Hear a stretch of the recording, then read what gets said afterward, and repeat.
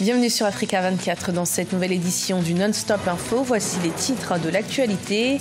Les élections municipales et régionales approchent en Côte d'Ivoire. Le scrutin du 13 octobre sera marqué par le grand nombre de prétendants et par la domination des candidats indépendants. Dans l'actualité également au Libéria, la disparition de 2 conteneurs remplis de billets de banque d'une valeur de 15 milliards de dollars libériens, soit environ 97 millions de dollars américains, provoque la colère des citoyens. Le chef de l'État, George Weah, a déclaré qu'une enquête avait été ouverte. Et puis au Bénin, nous irons à la découverte de la naturothérapie du phytothérapeute Raphaël Chidimé. Il est le concepteur du Vita Iron, un sirop fabriqué à base d'essence naturelle et prescrit contre l'anémie et d'autres maux. Le 13 octobre prochain, les Ivoiriens se rendront aux urnes pour élire leurs conseillers municipaux et régionaux. Des élections locales marquées comme les précédentes par le nombre très important de candidats indépendants. Ils représentent la majorité au niveau des municipales et des régionales et ils constituent le groupe le plus important devant les partis politiques. Des détails dans ce reportage de notre correspondant en Côte d'Ivoire, Olivier Conan. 389 listes de candidats indépendants sont en liste pour les élections municipales en Côte d'Ivoire, représentant la majorité des 684 dossiers de candidature retenus par la Commission électorale indépendante. Pour les régionales, ils sont 41 sur 88. Par le passé, la plupart des candidats élus sous la bannière des indépendants retournaient dans leur parti d'origine après leur victoire. Au niveau des candidats issus de la société civile, la vision est différente. Les indépendants, ils ne doivent leur ascension, leur existence qu'aux populations. Et s'ils restent intègres, en essayant d'organiser une politique participative, que les populations adhèrent vraiment, alors le retour sera fait effectivement aux populations qui nous ont mandatés.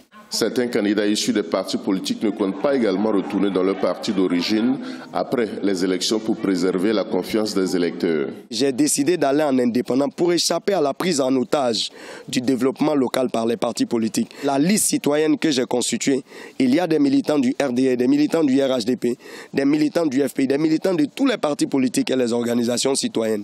Comment voudrez-vous que j'engage tout cela et puis aller donner la victoire à un parti politique? Ce serait trahir véritablement la commune d'Abobo. Je ne retournerai pas dans une chapelle politique. Les élections municipales et régionales sont prévues le 13 octobre 2018. Les grands partis politiques traditionnels présentent 295 listes municipales. Le Rassemblement des oufouettistes pour la démocratie et la paix compte 176 listes et le Parti démocratique de Côte d'Ivoire de son côté présente 104 listes aux élections municipales. Au fil des années, l'offre énergétique du Cameroun n'a cessé de progresser. Ces 7 dernières années, elle est passée de 900 MW à 1442 MW en 2018. Selon le ministère de l'Eau et de l'Énergie, cela représente une hausse de 60% qui résulte notamment de la construction de structures énergétiques à travers le pays, des réalisations qui ont permis d'augmenter le taux d'accès à l'électricité des populations. 15 milliards de dollars libériens, soit environ 97 millions de dollars américains. C'est la somme astronomique qui a disparu au Libéria. 2 conteneurs remplis de ces billets de banque ont mystérieusement disparu. Une situation qui suscite la colère de la population. Et de son côté, le chef de l'État, George Weah, s'est exprimé sur ce scandale et affirme qu'une enquête a été ouverte pour faire la lumière sur cette disparition. Précision avec Solène Duplessis.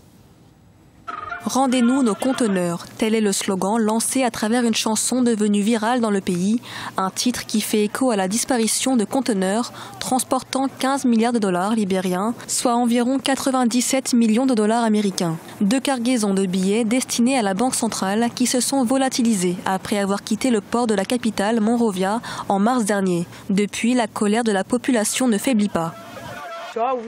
George Weah, ça m'a fait plaisir de voter pour lui. Je n'ai pas voté pour lui pour qu'il se retrouve en difficulté. Toutefois, du côté du gouvernement, la confusion règne. Certains responsables allant même jusqu'à démentir l'information.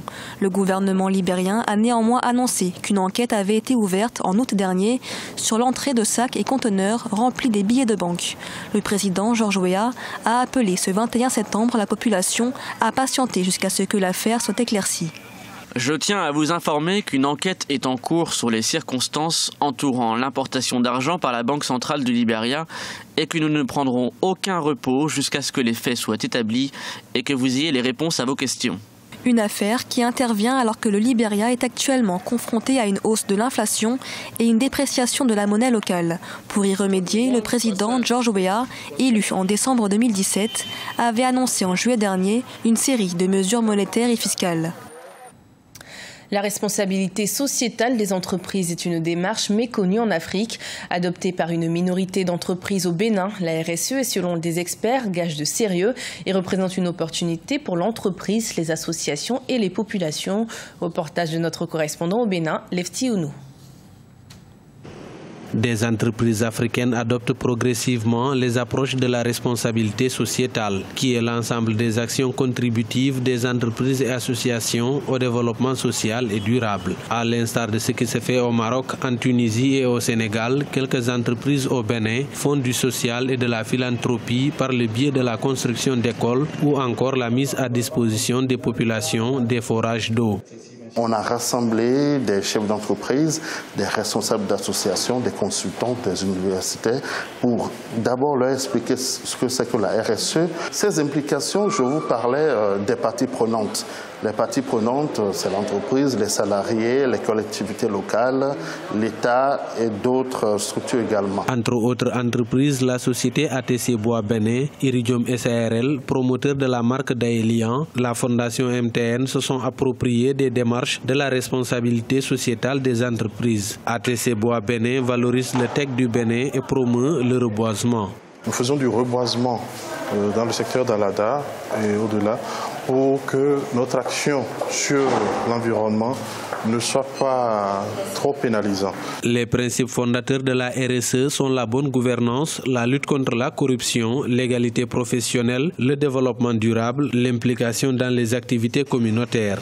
De nombreux experts sont davantage préoccupés par les enjeux de la responsabilité sociétale des entreprises. Dans ce pays, des assises d'information et de sensibilisation sur la RSE sont organisées et les experts militent pour la mise en place d'un cadre réglementaire pour booster les actions RSE des entreprises. Et toujours au Bénin, un laboratoire de naturothérapie a développé un sirop fabriqué à base d'essences naturelles et prescrit dans les centres hospitaliers contre l'anémie et d'autres maux. Baptisé Vita Iron, ce produit breveté est l'œuvre du phytothérapeute Raphaël Chidimé. Découverte dans ce reportage, notre correspondant Lefty Ounou.